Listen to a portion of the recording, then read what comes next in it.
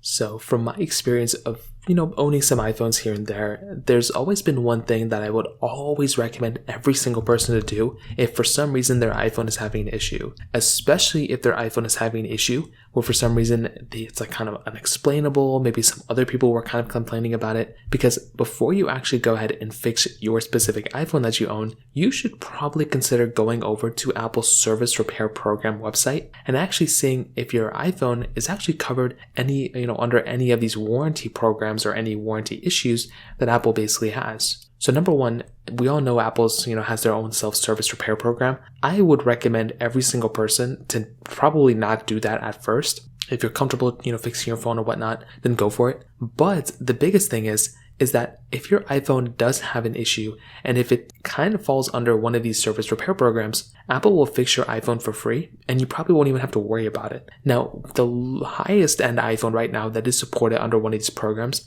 is the iPhone 12 and iPhone 12 Pro. If your iPhone 12 or 12 Pro has some sort of no sound issues, right now Apple is still fixing those iPhones. So if your iPhone is falling under that specific category, you can actually go ahead and give your iPhone to Apple. They will go ahead and fix it for you, and they will give it back to you. And that's pretty much all you're going to have to worry about. Now, on top of that, if that for some reason doesn't work, or let's say you have another iPhone, they also are still repairing the iPhone 6 Plus. And I think there's some services out there that are still repairing the iPhone 7 and 7 Plus for the no audio IC issues. So those ones may still be there. It looks like on the website they've taken those down, but you might be able to swing through and basically be able to fix those specific iPhones if you have them. There was also an iPhone 10 touchscreen issue that was going on recently too. So there's some that have gone, there's some that are still here. But the biggest thing too is that if your iPhone is under some sort of warranty, if it has Apple Care Plus, any of those specific things, you are so much better off getting those iPhones repaired from Apple directly